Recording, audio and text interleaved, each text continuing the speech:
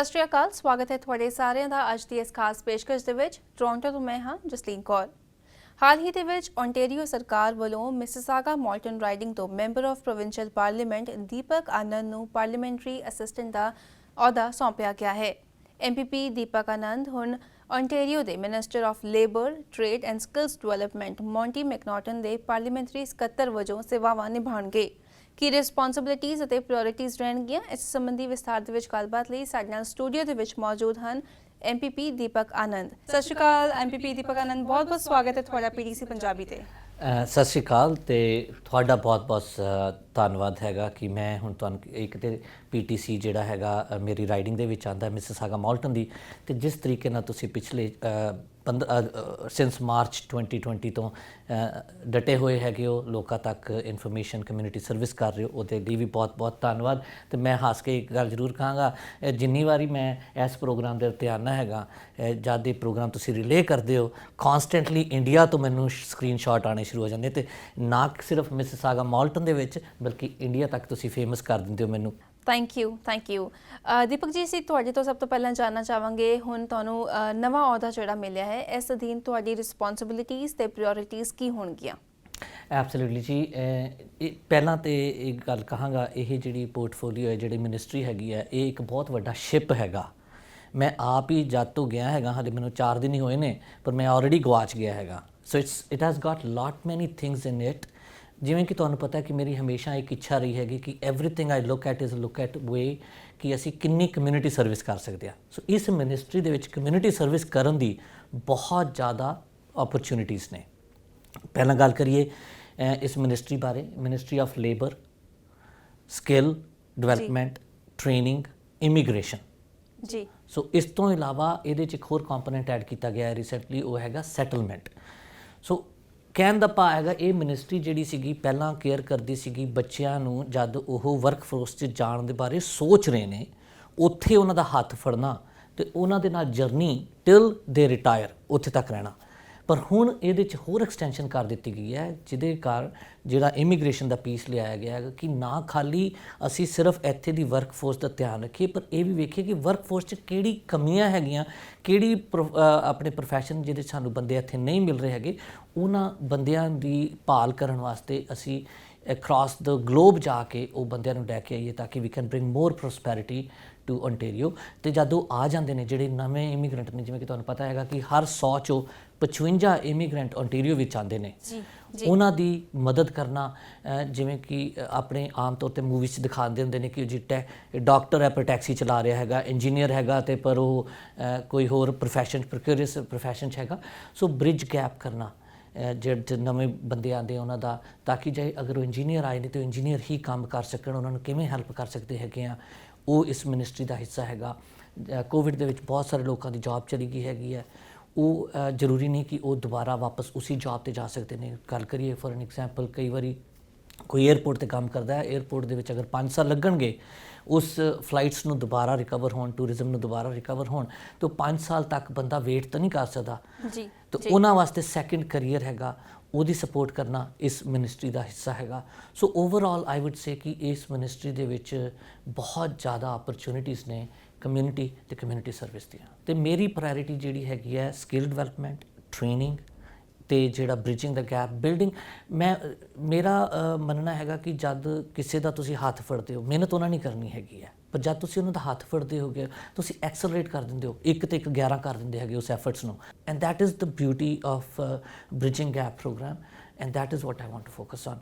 Anyway we can do to enhance the career. ਜੀ absolutely. And since you have sad ਕਿ ਤੁਸੀਂ community ਦੇ ਵਿੱਚ ਬਹੁਤ ਐਕਟਿਵ ਰਹੋਗੇ, ਜੇ ਅਸੀਂ ਮਿਸਿਸਾਗਾ ਮਾਲਟਨ ਰਾਈਡਿੰਗ ਦੀ ਗੱਲ ਕਰੀਏ ਤੇ ਪਿਛਲੇ ਕੁਝ ਮਹੀਨਿਆਂ ਦੇ ਵਿੱਚ ਅਸੀਂ ਦੇਖਿਆ ਕਿ ਜਿਹੜੀ ਸਾਡੀ ਸਾਊਥ ਏਸ਼ੀਅਨ ਕਮਿਊਨਿਟੀ ਦੇ ਬੱਚੇ ਹੈਗੇ ਨੇ, ਚਾਹੇ ਇੰਟਰਨੈਸ਼ਨਲ ਸਟੂਡੈਂਟਸ ਹੋਣ ਜਾਂ ਫਿਰ ਚਾਹੇ ਇੱਥੇ ਦੇ ਬੋਰਨ ਐਂਡ ਬ੍ਰੌਟ ਅਪ ਹੋਣ, ਕਾਫੀ ਜ਼ਿਆਦਾ ਚਰਚਾ ਦੇ ਵਿੱਚ ਰਹੇ ਨੇ, ਚਾਹੇ ਉਹ ਪਲਾਜ਼ਾ ਦੀ ਕੋਈ ਫਾਈਟ ਹੋਏ ਜਾਂ ਫਿਰ ਉਹ ਡਰੱਗ ਟ੍ਰੈਫਿਕਿੰਗ ਦਾ ਇਸ਼ੂ ਹੋਏ।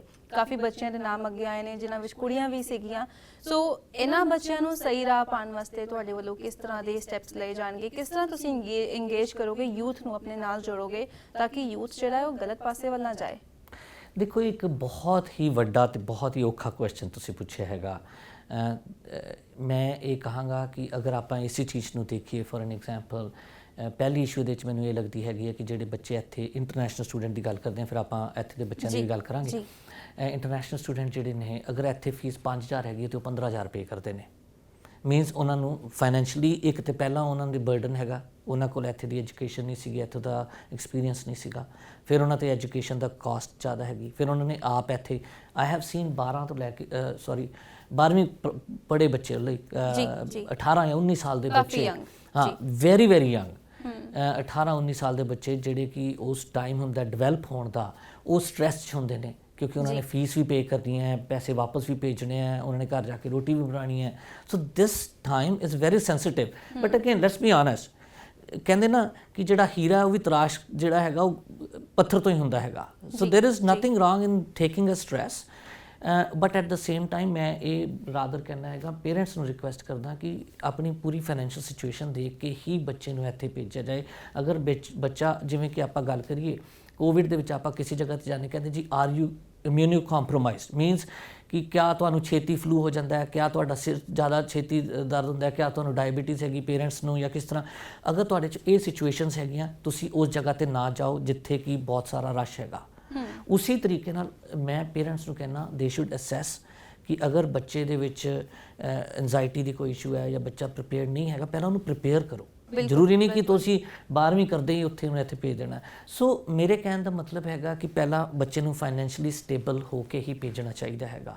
ਅਗਰ ਬੱਚੇ ਨੇ ਇੱਥੇ ਆ ਕੇ ਇਹ ਸੋਚਣਾ ਹੈ ਕਿ ਵੀ ਮੈਂ ਅੱਜ ਰਾਤੀ ਕਿੱਥੇ ਰਹਾਂਗਾ, ਅੱਜ ਮੈਂ ਰਾਤੀ ਕੀ ਖਾਵਾਂਗਾ, ਬੱਚਾ ਆਫ ਕੋਰਸ ਗਲਤ ਪਾਸੇ ਪੈ ਸਕਦਾ ਹੈਗਾ। ਬਿਲਕੁਲ। So this is one issue. Second issue ਕਿਤੇ ਨਾ ਕਿਤੇ ਸਾਡੀ ਵੀ ਬਹੁਤ ਵੱਡੀ ਹੈਗੀ ਹੈ ਕਿ ਅਸੀਂ ਇੰਨੀ ਤਾਦਾਦ 'ਚ ਇੰਨੇ ਸਾਰੇ ਬੱਚੇ ਬੁਲਾ ਲਏ, ਪਰ ਉਹਨਾਂ ਬੱਚਿਆਂ ਦੇ ਰਹਿਣ ਵਾਸਤੇ ਕਿਆ ਸਾਡੇ ਕੋਲ ਇਨਫ ਜਗ੍ਹਾ ਸੀਗੀ। ਔਰ ਤੁਹਾਡਾ ਕੁਐਸਚਨ ਦੇ ਵਿੱਚ ਜਿਹੜਾ ਇੱਕ ਹਿੱਸਾ ਸੀਗਾ ਕਿ ਮਿਸਿਸਾਗਾ ਮਾਲਟਨ ਦੀ ਗੱਲ ਕਰੀਏ, ਆਈ ਐਮ ਵੈਰੀ ਕਮਿਟਡ ਕਿ ਅਸੀਂ ਰੋਡ ਸ਼ੋਅ ਕਰਨ ਜਾ ਰਹੇ ਹੈਗੇ ਹਾਂ, ਉਹਦੇ ਵਿੱਚ ਅਸੀਂ ਵੀ going to reach out to all the community and fair conversation with the international students ਵੀ ਕਰਾਂਗੇ ਜੀ। ਵੀ ਤੁਸੀਂ ਜੇ ਸਵੇਰੇ ਜਾ ਕੇ ਸਕੂਲ ਦੇ ਬੈਕਯਾਰਡ ਦੇ ਵਿੱਚ ਜਾਂ ਫਿਰ ਪਾਰਕਾਂ ਵਿੱਚ ਕ੍ਰਿਕਟ ਖੇਡਣੀ ਹੈ ਜ਼ਰੂਰ ਖੇਡੋ। ਅਸੀਂ ਚਾਹੁੰਦੇ ਹਾਂ ਤੁਹਾਡੀ ਪ੍ਰੋਗਰੈਸ ਹੋਵੇ, ਅਸੀਂ ਚਾਹੁੰਦੇ ਹਾਂ ਕਿ ਤੁਹਾਨੂੰ ਮੈਂਟਲ ਹੈਲਥ ਕੋਈ ਇਸ਼ੂ ਨਾ ਹੋਵੇ, ਫਿਜ਼ੀਕਲੀ ਤੁਸੀਂ ਫਿੱਟ ਹੋਵੋ, ਪਰ ਐਟ ਦ ਸੇਮ ਟਾਈਮ ਇਹ ਦੇਖੋ ਕਿ ਉਸ ਤਰੀਕੇ ਨਾਲ ਆਪਾਂ ਗੰਦ ਨਹੀਂ ਪਾਣਾ, ਉਹਨੂੰ ਆਪਣਾ ਘਰ ਸਮਝ ਕੇ ਰੱਖਣਾ ਹੈਗਾ। So these are the small issues which need attention and we will be working on ਦੋਸ।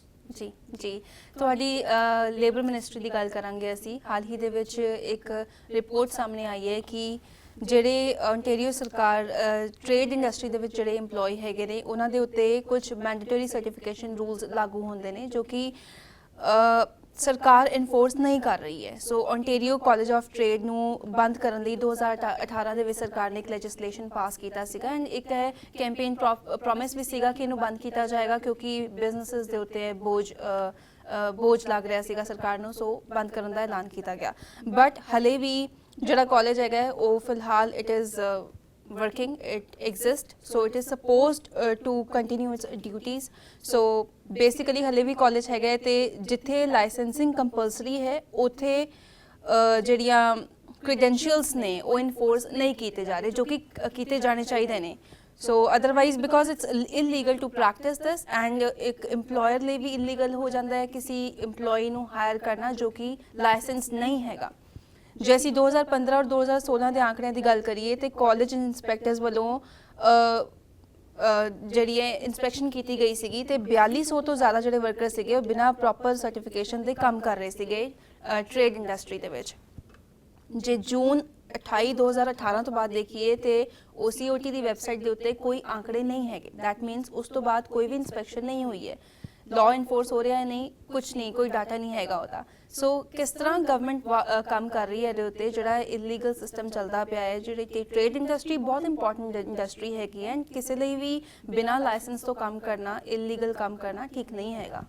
ਬਿਲਕੁਲ ਡੈਫੀਨਿਟਲੀ ਜੀ, ਮੈਂ ਤੇ ਇਨਫੈਕਟ ਇਹ ਕਹਿਣਾ ਹੈਗਾ ਕਿ ਜਿਹੜੇ ਬੰਦੇ ਕੰਮ ਕਰਦੇ ਨੇ ਜਦ ਆਪਾਂ ਕੋਈ ਲੀਗਲ ਵੇ ਨਾਲ ਕੰਮ ਕਰਦੇ ਹਾਂ, ਆਪਾਂ ਜਿਵੇਂ ਕਹਿੰਦੇ ਕਿ ਇੱਕ ਮਿਰਰ ਦੇ ਸਾਹਮਣੇ ਖੜ ਕੇ ਜਦ ਗੱਲ ਕਰਦੇ ਹਾਂ ਸਾਨੂੰ ਕਦੀ ਇਹ ਪਰੇਸ਼ਾਨ ਨਹੀਂ ਹੋਣਾ ਪਏਗਾ ਵੀ ਅਸੀਂ ਕਦੀ ਝੂਠ ਬੋਲਿਆ ਕਿ ਨਹੀਂ ਬੋਲਿਆ, ਸਾਨੂੰ ਕੋਈ ਅੱਗੋਂ ਪ੍ਰੋਬਲਮ ਆ ਸਕਦੀ ਕਿ ਨਹੀਂ ਆ ਸਕਦੀ। ਪਰ ਲੈਟਸ ਲੁੱਕ ਐਟ ਜਿਹੜੀ ਤੁਸੀਂ ਗੱਲ ਕਰ ਰਹੇ ਹੈਗੇ ਹੋ ਉਹਦੀ ਇੰਟੈਂਸ਼ਨ ਪਹਿਲਾਂ ਦੇਖੀਏ। ਜਿਹੜੀ ਓਨਟਾਰੀਓ ਕਾਲਜ ਆਫ ਟ੍ਰੇਡਸ ਦੀ ਗੱਲ ਕੀਤੀ ਹੈਗੀ ਹੈ ਇਲੈਕਸ਼ਨ ਕੈਂਪੇਨ ਦੇ ਵਿੱਚ ਵੀ ਅਸੀਂ ਇਹ ਕਿਹਾ ਸੀਗਾ, ਪ੍ਰੋਮਿਸ ਕੀਤਾ ਸੀ ਤੇ and we are living up to our promise. ਉਸ ਕਰਕੇ ਹੀ ਕੋਈ ਵੀ ਚੀਜ਼ ਨੂੰ ਤੁਸੀਂ ਇਮੀਡੀਏਟਲੀ ਨਹੀਂ ਬੰਦ ਕਰ ਦਿੰਦੇ ਹੋ, you have to wind it slowly and that was on the progress. ਜਿਹੜਾ ਹੈਗਾ winding down was on the progress and ਉਹਦੇ ਨਾਲ ਨਾਲ ਸਕਿੱਲਸ ਓਨਟਾਰੀਓ ਕਰਕੇ ਇੱਕ ਆਰਗੇਨਾਈਜੇਸ਼ਨ ਜਿਹੜੀ ਖੜੀ ਕੀਤੀ ਜਾ ਰਹੀ ਸੀ, ਜਿਹਦਾ ਮੈਂਡੇਟ ਇਹ ਸੀਗਾ ਕਿ ਆਲਮੋਸਟ 100,000 ਅੱਜ ਦੇ ਦਿਨ ਦੀ ਗੱਲ ਕਰੀਏ, ਅੱਜ ਦੇ ਇਸ ਵਕਤ 100,000 ਅਨਫੁਲਫਿਲਡ ਜੌਬਸ ਹੈਗੀਆਂ ਨੇ ਸਕਿੱਲ ਟ੍ਰੇਡ ਦੇ ਵਿੱਚ, ਜਿਹਦੇ ਵਾਸਤੇ ਸਾਡੇ ਕੋਲ ਬੰਦੇ ਹੈ ਨਹੀਂ ਔਰ ਬਹੁਤ ਜਗ੍ਹਾ ਤੇ ਹੈਲਪ ਵਾਂਟਡ ਲਿਖਿਆ ਹੈਗਾ ਔਰ ਬੜੇ ਮਹੀਨਿਆਂ ਤੋਂ ਲਿਖਿਆ ਹੈਗਾ ਪਿਆ ਹੈਗਾ। ਸੋ ਉਸ ਪਰਸਪੈਕਟਿਵ ਨਾਲ ਹੀ ਸੌਖਾ ਕੀਤਾ ਜਾਏ, ਭਾਵੇਂ ਜਰਨੀਮੈਨ ਜਿਹੜੀ ਰੇਸ਼ੋ ਵਧਾਈ ਜਾਏ, ਅਪ੍ਰੈਂਟਿਸਸ਼ਿਪ ਵਧਾਈ ਜਾਏ, ਉਹਨਾਂ ਨੂੰ ਸਪੋਰਟ ਕੀਤੀ ਜਾਏ, ਇਹ ਸਾਰਾ ਚੀਜ਼ਾਂ ਨੂੰ ਮੱਦੇ ਨਜ਼ਰ ਰੱਖਦੇ ਹੀ ਇਹ ਕਦਮ ਚੱਕਿਆ ਗਿਆ ਸੀਗਾ। ਪਰ ਜਿਵੇਂ ਕਿ ਤੁਹਾਨੂੰ ਸਾਰਿਆਂ ਨੂੰ ਪਤਾ ਹੈਗਾ ਕਿ ਪਿਛਲੇ 1.5 ਸਾਲ 2 ਸਾਲ ਦੇ ਵਿੱਚ ਸਾਡੀ ਜ਼ਿੰਦਗੀ 'ਚ ਇੱਕ ਚੀਜ਼ ਹਰ ਆਦਮੀ ਨੂੰ ਜਿਹਨੇ ਕਨੈਕਟ ਕਰਤਾ ਹੈਗਾ, ਉਹਦਾ ਨਾਮ ਹੈਗਾ ਕੋਵਿਡ-19। ਜੀ ਸੋ ਤੁਸੀਂ ਜਿਹੜੀ ਗੱਲ ਕਰ ਰਹੇ ਹੋ, ਮਾਈਕ ਕਰਾਲੀ ਦੀ ਜਿਹੜੀ ਰਿਪੋਰਟ ਆਈ ਸੀਗੀ ਉਹਦੇ ਬਾਰੇ ਗੱਲ ਕਰ ਰਹੇ ਹੈਗੇ ਹੋ ਕਿ ਇਹ ਨਹੀਂ ਹੈਗਾ ਕਿ ਵੀ ਉਹ ਕਾਲਜ ਜਿਹੜਾ ਹੈਗਾ ਉਹਦੇ 'ਚ ਉਹਦੇ ਕਾਲਜ ਨੂੰ ਅਸੀਂ ਡਿਸਮੈਂਟਲ ਜਦ ਕਰਨਾ ਸ਼ੁਰੂ ਕੀਤਾ। Of course the data will not going to show because we are in the process of dismantling and as we are building up the skills Ontario, the data will be built on that side. But there is a act, it's called OSHA, Ontario Safety Health Act. ਇਸ act ਦੇ under ਜਿਹੜੀ ਵੀ ਜਿਸ ਚੀਜ਼ ਦੀ ਤੁਸੀਂ ਕਰ ਰਹੇ ਹੈਗੇ ਹੋ ਵੀ ਜਿਹੜੀ ਇਨਸਪੈਕਸ਼ਨਸ ਹੁੰਦੀਆਂ ਸੀਗੀਆਂ, ਉਹ ਕਾਲਜ ਨਹੀਂ ਕਰਦਾ ਸੀਗਾ, ਉਹ ਇੰਸਪੈਕਟਰ ਕਰਦੇ ਸੀਗੇ, ਉਹ OSHA ਦੇ ਅੰਡਰ ਕਰਦੇ ਸੀ। ਤੇ OSHA ਦੇ ਵਿੱਚ ਐਕਚੁਅਲੀ ਬਿਕਾਜ਼ ਆਫ ਕੋਵਿਡ ਉਹ ਜਿਹੜੀਆਂ ਇਨਸਪੈਕਸ਼ਨਸ ਨੇ ਆਲਮੋਸਟ 58,000 ਹੋਰ ਹੋ ਗਈਆਂ ਨੇ। ਸੋ ਬੀ ਰੈਸਟ ਅਸ਼ੋਰਡ ਕਿ ਜਿਹੜੀ safety of Ontarian is number 1 priority and it is being looked after it. You're not seeing is the data, and the reason you're not seeing is the data. But we don't have a data from 2018 to 2020. We absolutely have the data within the ministry under the Skills Ontario, under with OSHA, it is available. ਸੋ ਇਹ ਨਹੀਂ ਹੈ ਕਿ ਉਹ inspections ਨਹੀਂ ਹੋ ਰਹੀਆਂ ਨੇ। ਉਹ ਜਿਹੜਾ ਗੱਲ ਕਰ ਰਹੇ ਨੇ ਉਹ ਇਹ ਕਹਿ ਰਹੇ ਨੇ ਵੀ ਕਿਉਂ ਬੜੀ ਸਪੀਡ ਨਾਲ ਜਿਹੜਾ Ontario College of Trade ਹੈ ਉਹਨੂੰ ਖਤਮ ਕਿਉਂ ਨਹੀਂ ਕੀਤਾ ਗਿਆ। ਸੋ ਉਹਦਾ ਕਾਰਨ ਸਿੰਪਲ ਹੈ ਜੀ, ਵੀ ਆਲ ਨੋ ਇਟ ਕਿ ਜਿਹੜਾ ਪਿੱਛਾ ਤੂਫਾਨ ਆਇਆ ਸੀ, ਉਸ ਤੂਫਾਨ ਦੇ ਚੱਕਰ 'ਚ ਕਾਫੀ ਚੀਜ਼ਾਂ ਹੋ ਗਈਆਂ ਡਿਲੇ, ਤੇ ਉਹਨਾਂ ਦੇ ਵਿੱਚੋਂ ਇੱਕ ਇਹ ਹੈਗਾ। But be rest assured in coming days you will see a big change coming up as we are having more vaccine going up, cases going down, we're becoming more open and we're getting into stage 3, you will see a change. ਜੀ ਅਸੀਂ ਆਪਣੀ ਗੱਲਬਾਤ ਦਾ ਸਿਲਸਿਲਾ ਇਸ ਤਰ੍ਹਾਂ ਜਾਰੀ ਰੱਖਾਂਗੇ, ਪਰ ਫਿਲਹਾਲ ਸਮਾਂ ਹੋ ਗਿਆ ਇੱਕ ਛੋਟੀ ਜਿਹੀ ਬ੍ਰੇਕ ਦਾ। ਬ੍ਰੇਕ ਤੋਂ ਬਾਅਦ ਜਲਦ ਹਾਜ਼ਰ ਹੁੰਦੇ ਹਾਂ।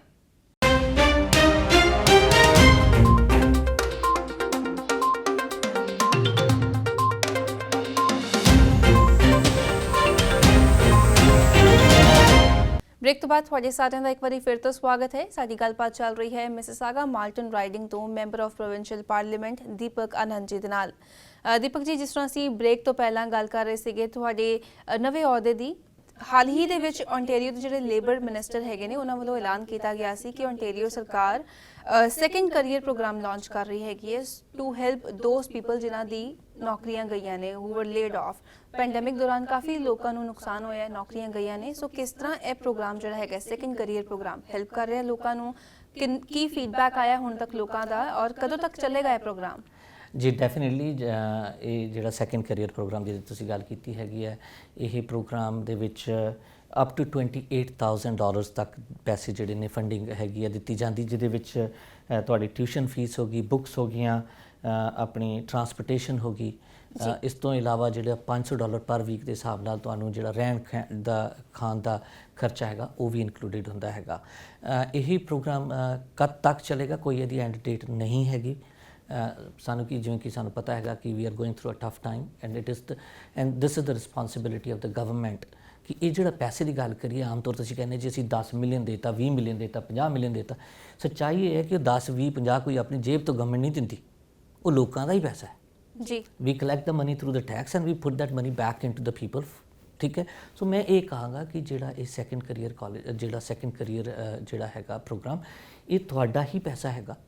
ਠੀਕ ਹੈ, ਅੱਜ ਔਖੀ ਘੜੀ ਅਗਰ ਆਈ ਹੈਗੀ ਹੈ, ਅੱਜ ਸਾਨੂੰ ਜੇ ਸਾਡੇ ਕਿਸੇ ਭੈਣ ਭਰਾ ਦੀ ਜੌਬ ਚਲੀ ਗਈ ਹੈਗੀ ਹੈ ਔਰ ਤੁਸੀਂ EI ਦੇ ਵਿੱਚ ਸੀਗੇ, EI ਤੁਸੀਂ ਪੇ ਕੀਤੀ ਹੈ, you are absolutely not only eligible, ਮੈਂ ਕਹਿੰਦਾ ਤੁਹਾਡਾ ਹੱਕ ਹੈਗਾ ਹੈ ਕਿ ਉਸ ਪੈਸੇ ਨੂੰ ਯੂਜ਼ ਕਰੋ, ਸੋਚੋ ਨਹੀਂ ਜੀ। ਸੋ ਉਹਦੇ ਵਾਸਤੇ they can always reach out to our office, they can reach out to any of their MPP's office and we will be able to help. ਜੀ ਜੀ ਕੋਵਿਡ-19 ਪੈਂਡੈਮਿਕ ਦੀ ਗੱਲ ਕਰਾਂਗੇ। ਓਨਟਾਰੀਓ ਇਸ ਵੇਲੇ ਸਟੇਜ 3 ਦੇ ਵਿੱਚ ਹੈਗਾ ਜੋ ਕਿ ਓਨਟਾਰੀਓ ਨੇ 5 ਦਿਨ ਪਹਿਲਾਂ ਹੀ ਸਟੇਜ 3 ਦੇ ਵਿੱਚ ਸ਼ਾਮਿਲ ਕਰ ਲਿਆ ਸੀ ਆਪਣੇ ਆਪ ਨੂੰ। ਲੇਕਿਨ ਜੇ ਅਸੀਂ ਦੇਖੀਏ ਹੁਣ ਕੁਝ ਲੋਕਾਂ ਵੱਲੋਂ ਮੰਗ ਕੀਤੀ ਜਾ ਰਹੀ ਹੈ ਕਿ ਵੈਕਸੀਨ ਪਾਸਪੋਰਟ ਇੰਟਰੋਡਿਊਸ ਕੀਤਾ ਜਾਏ। ਕੁਝ ਲੋਕੀ ਇਸ ਦੇ ਹੱਕ ਵਿੱਚ ਨਹੀਂ ਵੀ ਹੈਗੇ। ਕਿਊਬੈਕ ਸਰਕਾਰ ਵੱਲੋਂ ਕੁਝ ਮਹੀਨੇ ਪਹਿਲਾਂ ਕਿਹਾ ਗਿਆ ਸੀ ਕਿ ਸ਼ਾਇਦ ਸਤੰਬਰ ਦੇ ਵਿੱਚ ਉਹ ਲਾਂਚ ਕਰਨਗੇ ਸੋ ਦੈਟ ਜਿਹੜੇ ਲੋਕੀ ਵੈਕਸੀਨੇਟਡ ਹਨ ਉਹ ਨਾਨ ਐਸੈਂਸ਼ੀਅਲ ਫੈਸਿਲਿਟੀਆਂ ਨੂੰ ਐਕਸੈਸ ਕਰ ਸਕਣ। ਪਰ ਜਦੋਂ ਇਹੀ ਸਵਾਲ ਓਨਟਾਰੀਓ ਦੇ ਪ੍ਰੀਮੀਅਰ ਡਕਫੋਰਡ ਨੂੰ ਪੁੱਛਿਆ ਗਿਆ ਤੇ ਉਹਨਾਂ ਨੇ ਫਰਮਲੀ ਰਿਜੈਕਟ ਕਰ ਦਿੱਤਾ ਕਿ Ontario vaccine passport vaccination system ਜਿਹੜਾ ਹੈਗਾ ਉਹ ਨਹੀਂ ਇੰਟਰੋਡਿਊਸ ਕਰੇਗਾ। ਸੋ ਤੁਸੀਂ ਇਸ ਬਾਰੇ ਕੀ ਕਹਿਣਾ ਚਾਹੋਗੇ ਕਿ ਸਰਕਾਰ ਨੂੰ ਕਰਨਾ ਚਾਹੀਦਾ ਹੈ ਜਾਂ ਨਹੀਂ ਕਰਨਾ ਚਾਹੀਦਾ, ਲੋਕਾਂ ਦੀ ਮੰਗ ਨੂੰ ਧਿਆਨ 'ਚ ਰੱਖਦੇ ਹੋਏ? ਦੇਖੋ, ਲੋਕਾਂ ਦੀ ਮੰਗ ਦੀ ਗੱਲ ਕਰੀਏ ਤੇ ਤੁਹਾਨੂੰ ਕਦੀ ਵੀ ਇਹ ਨਹੀਂ ਹੋਏਗਾ ਕਿ 100 ਦੇ ਵਿੱਚ 100 ਤੁਹਾਡੇ ਇੱਕੋ ਹੀ ਮੰਗ ਕਰਨਗੇ।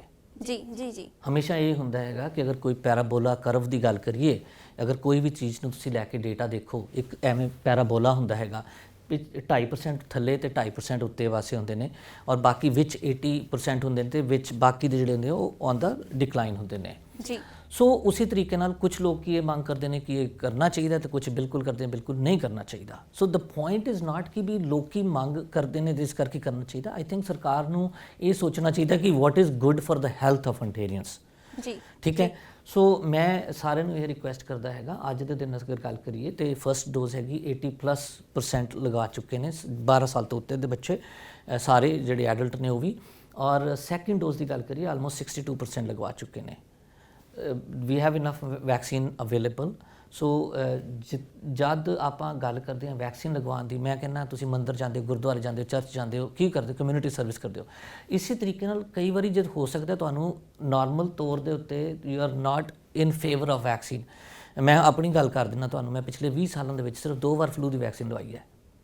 I never felt it. I felt ਕਿ ਮੇਰੀ ਇਮਿਊਨਿਟੀ 'ਚ ਕੋਈ ਇਸ਼ੂ ਹੈ ਨਹੀਂ, ਮੈਨੂੰ ਕਦੀ ਪ੍ਰੋਬਲਮ ਹੋਈ ਨਹੀਂ। ਜਦ ਮੈਨੂੰ ਪ੍ਰੋਬਲਮ ਹੋਈ ਨਹੀਂ, ਵੈਕਸੀਨ ਕਿਉਂ ਲਵਾਂ? ਠੀਕ ਹੈ। ਪਰ ਵੈਨ ਇਟ ਕੇਮ ਟੂ ਕੋਵਿਡ-19 ਵੈਕਸੀਨ, ਜਿਸ ਦਿਨ ਮੇਰੀ ਵਾਰੀ ਆਈ ਸੇਮ ਡੇ ਮੈਂ ਜਾ ਕੇ ਲਗਵਾ ਕੇ ਆਇਆ। ਦ ਰੀਜ਼ਨ ਫॉर दैट ਵਾਜ਼, ਜ਼ਰੂਰੀ ਨਹੀਂ ਕਿ ਮੈਂ ਆਪਣੇ ਆਪ ਨੂੰ ਸੇਵ ਕੀਤਾ ਹੈਗਾ। ਮੰਨ ਲਓ ਕੋਈ ਮੈਂ ਇਹੋ ਜਗ੍ਹਾ ਤੇ ਜਾਣਾ ਹੈਗਾ, ਤੁਸੀਂ ਇੰਟਰਵਿਊ ਕਰ ਰਹੇ ਹੈਗੇ ਹੋ, ਤੁਹਾਡੇ ਇੱਥੇ ਕੋਈ ਬੰਦਾ ਹੈਗਾ ਜਿਹੜਾ not seen on the camera but standing in behind the camera, ਉਹ ਇਮਿਊਨੋ ਕੰਪਰੋਮਾਈਜ਼ਡ ਹੈ, ਉਹਨਾਂ ਨੂੰ ਛੇਤੀ ਤਬੀਅਤ ਖਰਾਬ ਹੋ ਜਾਂਦੀ ਹੈ। ਮੰਨ ਲਓ ਮੈਨੂੰ ਅਗਰ ਕੋਵਿਡ ਹੋਇਆ ਹੈ, ਮੇਰੇ ਕਰਕੇ ਅਗਰ ਉਹਨਾਂ ਨੂੰ ਹੋ ਜਾਂਦਾ ਹੈਗਾ ਜੀ ਤਾਂ ਮੈਂ ਇਸ ਗਿਲਟ ਨਹੀਂ ਰਹਿਣਾ ਚਾਹੁੰਦਾ ਵੀ ਮੇਰੀ ਚੱਕਰ 'ਚ ਵਿਚਾਰੇ ਉਹਦਾ ਵੀ ਬੁਰਾ ਹਾਲ ਹੋ ਗਿਆ।